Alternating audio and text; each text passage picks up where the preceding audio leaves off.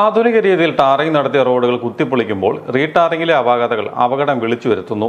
Kidangoor highway ജംഗ്ഷനിൽ അയർക്കുന്നത്തിന് തിരിയുന്ന ഭാഗത്ത് റോഡിൽ അപകടക്കണി രൂപപ്പെട്ടു.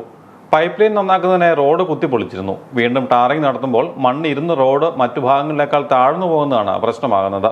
പ്രധാന റോഡിന് നടുവിൽ രൂപപ്പെടുന്ന കട്ടിംഗ് ഇരുചക്ര വാഹനങ്ങൾക്കാണ് അപകട ഭീഷണിയാവുന്നത്.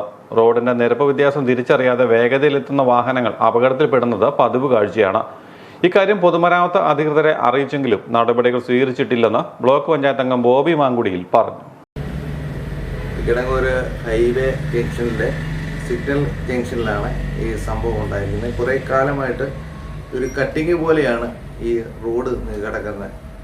കാരണം എന്താണെന്ന് വെച്ചാൽ പണ്ട് പൈപ്പ് പൊട്ടുകയും അവിടെ മാന്തുകയൊക്കെ ചെയ്തതിന് ശേഷം മണ്ണ് മൂടുകയും പൈപ്പ് പൊട്ടിക്കുകയൊക്കെ ചെയ്ത് അത് സെൻറ്ററിൽ കൂടിയാണ് വലിയ പൈപ്പ് പോയിക്കൊണ്ടിരിക്കുന്നത്.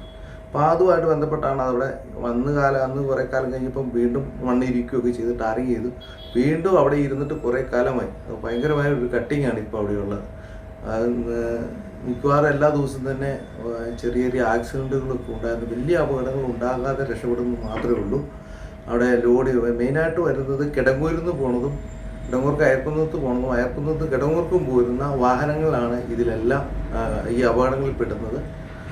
വേറെ എനിക്ക് പറയാനുള്ളത് ഇതുമായിട്ട് ബന്ധപ്പെട്ട PWD ഉദ്യോഗസ്ഥരെയൊക്കെ അറിയിച്ച് അവർ വന്ന് കണ്ടതൊക്കെയാണ്. പക്ഷെ ഇതുവരെ ഒരു നടപടി അവർ ഭാഗത്തുനിന്ന് സ്വീകരിക്കുകയുണ്ടായിട്ടില്ല. എത്രയും പെട്ടെന്ന് അതിൻ്റെ ആ കട്ടിങ് ഒഴിവാക്കി അപകടക്കെണി ഒഴിവാക്കണമെന്നാണ് എനിക്ക് പറയാനുള്ളത്. അതുപോലെ തന്നെ ഇവിടെ ഒരു സീബ്ര ലൈൻ ഇല്ല. ഒരു സിഗ്നലിൽ അവിടെ ആ ഭാഗത്ത് എങ്ങനെയൊന്ന് കിടക്കാൻ അപ്പുറത്തോട്ട് ഇപ്പുറത്തോട്ട് കിടക്കാൻ ഒരു സീബ്ര ലൈൻ പോലും ഇതുവരെ അവിടെ നിലവിലില്ല.